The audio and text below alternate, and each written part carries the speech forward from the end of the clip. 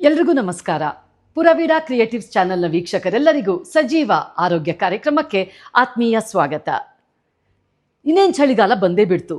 ಚಳಿಗಾಲ ಬಂದ ತಕ್ಷಣ ಮೊದಲು ನಾವು ನಮ್ಮ ದೇಹದಲ್ಲಿ ಗಮನಿಸುವಂತಹ ಬದಲಾವಣೆ ನಮ್ಮ ಚರ್ಮ ಒಣಗುವಿಕೆ. ಅನೇಕರು ಚಳಿಗಾಲದಲ್ಲಿ ಮಾಯಿಶ್ಚರೈಸರ್ಗಳನ್ನ, ಲೋಷನ್ಗಳನ್ನ ಪದೇ ಪದೇ ಹಾಕ್ತಾ ಇದ್ರೂ ಸಹ ಚರ್ಮ ಒಣಗದಂತೆಯೇ ಇರುತ್ತೆ ಅಂತ ಹೇಳ್ತಾರೆ. ಹಾಗಾದರೆ ಚಳಿಗಾಲದಲ್ಲಿ ನಮ್ಮ ಚರ್ಮ ಇಷ್ಟೊಂದು ಒಣಗೋದಕ್ಕೆ ಕಾರಣ ಏನು? ಚಳಿಗಾಲದಲ್ಲಿ ಹವೆಯಲ್ಲಿ ತೇವಾಂಶ ಕಡಿಮೆ ಇರುತ್ತೆ, ಗಾಳಿ ಒಣಗಿರುತ್ತೆ. ಅದು ನಮ್ಮ ಚರ್ಮದಲ್ಲಿ ಇರುವಂತಹ ತೇವಾಂಶವನ್ನು ಹೀರ್ಕೊಂಡು ಹೋಗುತ್ತೆ. ಮತ್ತೊಂದು ಮುಖ್ಯವಾದ ಕಾರಣ, ಚಳಿಗಾಲದಲ್ಲಿ ನಾವು ಬಿಸಿ ಬಿಸಿ ನೀರಿನಲ್ಲಿ ತುಂಬ ಹೊತ್ತು ಸ್ನಾನ ಮಾಡುವಂತಹ ಅಭ್ಯಾಸವನ್ನು ಇಟ್ಕೊಂಡಿರ್ತೀವಿ. ಆದರೆ ಬಿಸಿ ನೀರು ನಮ್ಮ ಚರ್ಮದಲ್ಲಿರುವ ನೈಸರ್ಗಿಕ ತೈಲವನ್ನು ತೆಗೆದು ಹಾಕತ್ತೆ. ಇದು ನಮ್ಮ ಚರ್ಮವನ್ನು ಒಣಗಿಸುತ್ತೆ. ಮತ್ತೊಂದು ಕಾರಣ, ಚಳಿಗಾಲದಲ್ಲಿ ದಾಹ ಕಡಿಮೆ. ಹಾಗಾಗಿ ನಾವು ನೀರನ್ನು ಕುಡಿಯುವುದೂ ಕೂಡ ಕಡಿಮೆ. ದೇಹದಲ್ಲಿ ತೇವಾಂಶ ಕಡಿಮೆ ಆಗುತ್ತೆ. ಅದು ನಮ್ಮ ಚರ್ಮವನ್ನು ಒಣಗಿಸುತ್ತೆ. ಹಾಗಾದರೆ ಚಳಿಗಾಲದಲ್ಲಿ ನಾವು ನಮ್ಮ ಚರ್ಮದ ರಕ್ಷಣೆಯನ್ನು ಹೇಗೆ ಮಾಡಿಕೊಳ್ಳೋದು? ಮನೆ ಮದ್ದುಗಳನ್ನು ಬಳಸಿ ಪರಿಣಾಮಕಾರಿಯಾಗಿ ನಮ್ಮ ಚರ್ಮದ ಆರೋಗ್ಯವನ್ನು ಕಾಪಾಡಿಕೊಳ್ಳುವ ಕೆಲವು ವಿಧಾನಗಳನ್ನು, ನಾನು ಅನುಸರಿಸುವ ವಿಧಾನಗಳನ್ನು ನಿಮ್ಮ ಜೊತೆಗೆ ಇವತ್ತು ಹಂಚ್ಕೊಳ್ತಾ ಇದ್ದೀನಿ. ಬನ್ನಿ ವೀಕ್ಷಕರೇ. ಮೊದಲಿಗೆ ತೆಂಗಿನೆಣ್ಣೆ ಮಸಾಜ್. ಕೊಬ್ಬರಿ ಎಣ್ಣೆನ ಸ್ವಲ್ಪ ಬೆಚ್ಚಗೆ ಮಾಡಿಕೊಂಡು ಅದನ್ನು ಶುದ್ಧವಾಗಿ ಮುಖ ತೊಳೆದು ಅಲ್ಲಿಗೆ ಮಸಾಜ್ ಮಾಡಿ, ಮೃದುವಾಗಿ ಮಸಾಜ್ ಮಾಡಿ. ತಿಕ್ಕೋದು ಉಜ್ಜೋದು ಮಾಡಬೇಡಿ. ಕಣ್ಣಿನ ಕೆಳಗೆ, ಗಲ್ಲ, ಕಿವಿ ಮತ್ತು ಕತ್ತಿಗೂ ಸಹ ಮಸಾಜ್ ಮಾಡಿ. ಕಿವಿ, ಕತ್ತು, ಮೇಲ್ಮುಖವಾಗಿ ಮಸಾಜ್ ಮಾಡಿ.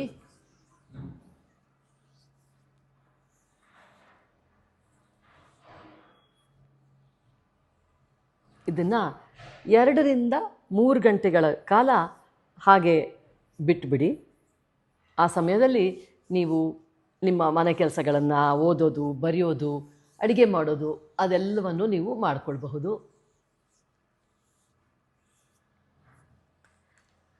ಒಂದು 5 ರಿಂದ 6 ನಿಮಿಷದವರೆಗೆ ಮಸಾಜ್ ಮಾಡಿ. ನಂತರ 2-3 ಗಂಟೆಗಳ ನಂತರ ಕಡಲೆ ಹಿಟ್ಟಿಗೆ ಸ್ವಲ್ಪ ಬಿಸಿ ನೀರನ್ನು ಬೆರೆಸಿ, ಬೆಚ್ಚಗಿನ ನೀರು, ತುಂಬ ಬಿಸಿ ಬೇಡ, ಬೆಚ್ಚಗಿನ ನೀರಿಗೆ ಬೆರೆಸಿ ಅದರಿಂದ ಮುಖನ ತೊಳ್ಕೊಳ್ಳಿ. ಕಡಲೆ ಹಿಟ್ಟಲ್ಲಿ ಮುಖ ತೊಳೆಯುವಂತಹ ಅಭ್ಯಾಸ ಎಲ್ರಿಗೂ ಸಾಮಾನ್ಯವಾಗಿ ಇದ್ದೇ ಇರುತ್ತೆ. ಇವಾಗಲೂ ನಾನು ಪ್ರತಿದಿನ ಕಡಲೆ ಹಿಟ್ಟಲ್ಲೇ ಮುಖವನ್ನು ತೊಳೆಯೋದು. ಇದು ನಮ್ಮ ಚರ್ಮದಲ್ಲಿರುವಂತಹ ನೈಸರ್ಗಿಕ ತೈಲವನ್ನು ತೆಗೆದು ಹಾಕಲ್ಲ. ಹಾಗಾಗಿ ಸಾಮಾನ್ಯವಾಗಿ ಕಡಲೆ ಹಿಟ್ಟಲ್ಲಿ ಸುಮಾರು ಜನ ಮುಖ ತೊಳೆಯುವಂತಹ ಅಭ್ಯಾಸನ ಇಟ್ಕೊಂಡಿರ್ತಾರೆ. ಇದನ್ನು ಅಷ್ಟೇ ಸಂಪೂರ್ಣವಾಗಿ ಮುಖದ ಮೇಲೆ, ಕತ್ತು ಎಲ್ಲೆಲ್ಲಿ ನೀವು ಎಣ್ಣೆಯನ್ನು ಹಚ್ಚಿರ್ತೀರೋ ಅಲ್ಲಿಗೆಲ್ಲ ಕಡಲೆ ಹಿಟ್ಟನ್ನು ಹಾಕಿ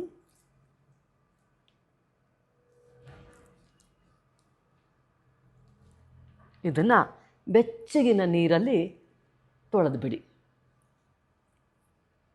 ಸಾಧ್ಯವಾದಷ್ಟು ಕೆಮಿಕಲ್ಸು ನಿಮ್ಮ ಮುಖಕ್ಕೆ ಹಾಕದೇ ಇದ್ದರೆ ನಿಮ್ಮ ಚರ್ಮ, ನಿಮ್ಮ ತ್ವಚೆಯನ್ನು ಕಾಪಾಡಿಕೊಳ್ಳೋದು ಸುಲಭ ಆಗತ್ತೆ.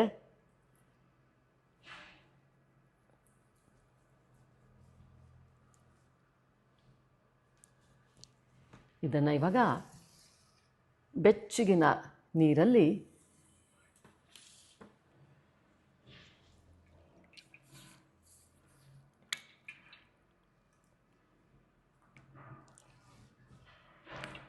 ತೊಳೆದ್ಬಿಡಿ.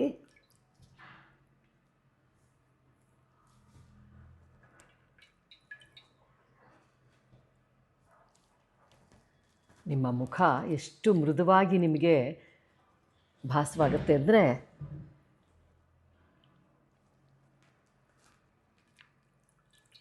ಇದು ಒಂದು ವಿಧಾನ, ತೆಂಗಿನೆಣ್ಣೆಯ ಮಸಾಜ್. ಮುಖವನ್ನು ಒರೆಸ್ಬೇಕಾದ್ರೂ ಕೂಡ ಮೃದುವಾಗಿ ಈ ರೀತಿಯಾಗಿ ಮಾಡಿದರೆ ಸಾಕು.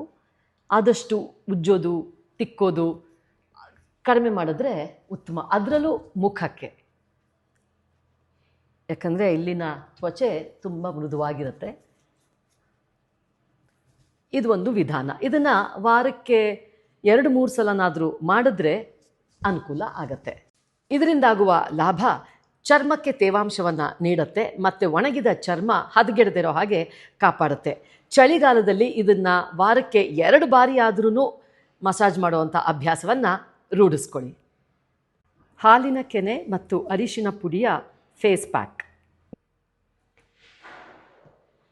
ಹಾಲಿನ ಕೆನೆ ಹಾಗೂ ಅರಿಶಿನ ಪುಡಿಯ ಮಿಶ್ರಣವನ್ನು ಮಾಡಿ ಮುಖ ಹಾಗೂ ಕತ್ತಿನ ಭಾಗಕ್ಕೆ ಹಚ್ಚಿ. ಇದನ್ನು ಅಷ್ಟೇ ಮೃದುವಾಗಿ ಮುಖ ಮತ್ತು ಕತ್ತಿನ ಭಾಗಕ್ಕೆ ಮೇಲ್ಮುಖವಾಗಿ ಈ ರೀತಿ ಹಚ್ಚಿ ಹಣೆ,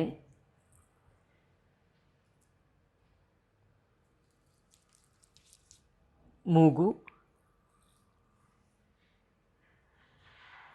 ಇದನ್ನು 15ರಿಂದ 20 ನಿಮಿಷಗಳವರೆಗೆ ನಿಮ್ಮ ಮುಖದ ಮೇಲೆ ಹಾಗೆ ಬಿಡಿ. ನಾನು ಸುಮಾರು 5ನೇ ಕ್ಲಾಸು 6ನೇ ಕ್ಲಾಸ್ನಲ್ಲಿ ಇರಬೇಕಾದ್ರೆ ನಮ್ಮ ತಾಯಿಯವರು ನನಗೆ ಈ ಅಭ್ಯಾಸವನ್ನು ಮಾಡಿಸಿದ್ರು. ಅವತ್ತಿನಿಂದ ಇವತ್ತಿನವರೆಗೂ ಸುಮಾರು 40 ವರ್ಷಗಳಿಂದ ಪ್ರತಿ ಚಳಿಗಾಲದಲ್ಲೂ ಕೂಡ ನಾನು ಈ ಅಭ್ಯಾಸವನ್ನು ರೂಢಿಸ್ಕೊಂಡು ಬಂದಿದ್ದೀನಿ. ನೀವು ಮಾಡಿ ನೋಡಿ ಇದರ ಒಂದು ಆ ಪರಿಣಾಮ ಹೇಗಿರುತ್ತೆ ಅಂತ. ನಂತರ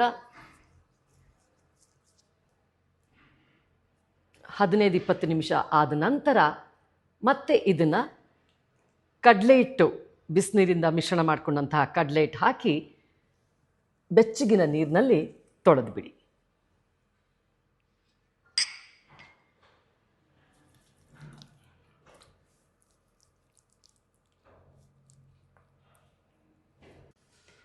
ಈ ಹಾಲಿನ ಕೆನೆ ಮತ್ತು ಅರಿಶಿನ ಪುಡಿಯ ಫೇಸ್ ಮಾಸ್ಕಿಂದ ಆಗುವಂತಹ ಪ್ರಯೋಜನ, ಇದು ನಿಮ್ಮ ತ್ವಚೆಗೆ ಕಾಂತಿಯನ್ನು ನೀಡುತ್ತೆ ಮತ್ತು ಪೋಷಣೆಯನ್ನು ಒದಗಿಸುತ್ತೆ. ಇದನ್ನು ವಾರಕ್ಕೆ 1 ಸಲನಾದರೂ ಚಳಿಗಾಲದಲ್ಲಿ ಮಾಡಿಕೊಳ್ಳುವಂಥ ಅಭ್ಯಾಸವನ್ನು ಇಟ್ಕೊಂಡ್ರೆ ಒಳ್ಳೆಯದು. 3ನೇಯದಾಗಿ ಆಲೋವೆರಾ ಫೇಸ್ ಪ್ಯಾಕ್. ಮನೆಯಲ್ಲಿಯೇ ನೈಸರ್ಗಿಕವಾಗಿ ಬೆಳೆದ ಆಲೋವೆರಾವನ್ನು ತಂದು ತಾಜವಾಗಿ ಬಳಸಿ.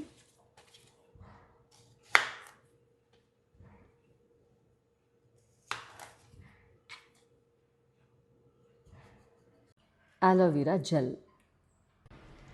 ತಾಜಾ ಆಲೋವೆರಾ ಲೋಳೆಯನ್ನು ಮುಖಕ್ಕೆ ಹಚ್ಕೊಳ್ಳಿ.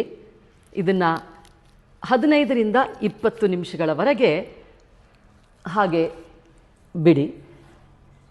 ಆಲೋವೆರಾ ಲೋಳೆಯಿಂದ ಆಗುವಂತಹ ಪ್ರಯೋಜನಗಳು, ಇದು ಚರ್ಮದ ತೇವಾಂಶವನ್ನು ಕಾಪಾಡುತ್ತೆ ಮತ್ತು ನ್ಯಾಚುರಲ್ ಮಾಯಿಶ್ಚರೈಸರ್ ಆಗಿ ಕೆಲಸ ಮಾಡುತ್ತೆ. ಅಂದರೆ ನಾವು ಅಂಗಡಿಯಿಂದ ಏನು ಸಾವಿರಾರು ರೂಪಾಯಿ ಕೊಟ್ಟು ಮಾಯಿಶ್ಚರೈಸರ್ನ ತೊಗೊಂಡು ಬರ್ತೀವೋ ಆ ಕೆಲಸವನ್ನು ನಮ್ಮ ಈ ಮನೆ ಮದ್ದು, ನಮ್ಮ ತೋಟದ ಮದ್ದು ಕೆಲಸ ಮಾಡುತ್ತೆ. ನೀವು ನನ್ನ ರೀತಿಯೇ ಮನೆ ಮದ್ದನ್ನು ಉಪಯೋಗಿಸೋವಂಥವ್ರು ಆದರೆ ಒಂದು ಆಲೋವೆರಾ ಗಿಡವನ್ನು ಮನೆಯಲ್ಲಿ ಬೆಳೆಸೋದು ಬಹಳ ಉಪಯುಕ್ತ. ಮತ್ತು ಇದಕ್ಕೇನು ತುಂಬ ಪಾಲನೆ ಮಾಡಬೇಕಾಗಿಲ್ಲ. ಒಂದು ಚಿಕ್ಕ ಆಲೋವೆರಾ ಗಿಡ ತಂದು ಹಾಕಿದ್ರೆ ಸಾಕು, ದೊಡ್ಡದಾಗಿ ಬೆಳ್ಕೊಳ್ಳುತ್ತೆ. ಜಾಗ ಇಲ್ಲ ಅಂತಂದರೆ ಪಾಟಲ್ಲೂ ಕೂಡ ಅದು ಬೆಳ್ಕೊಳ್ಳುತ್ತೆ. ಈಗ ಯಥಾ ಪ್ರಕಾರ ಮತ್ತೆ ಕಡಲೆ ಹಿಟ್ಟಿಂದ ನಿಮ್ಮ ಮುಖವನ್ನು ತೊಳೆದು ಬಿಡಿ. ಅಂದರೆ ಒಂದು 15-20 ನಿಮಿಷ ಬಿಡಿ. ಇದು ಚೆನ್ನಾಗಿ ನಿಮ್ಮ ತ್ವಚೆಯ ಮೇಲೆ ಒಣಗಲಿ. ಇದು ಒಣಗಿದ ನಂತರ ಮತ್ತೆ ಕಡಲೆ ಹಿಟ್ಟು ಬಿಸಿ ನೀರಿನಲ್ಲಿ ನಿಮ್ಮ ಮುಖವನ್ನು ತೊಳೆದು ಬಿಡಿ.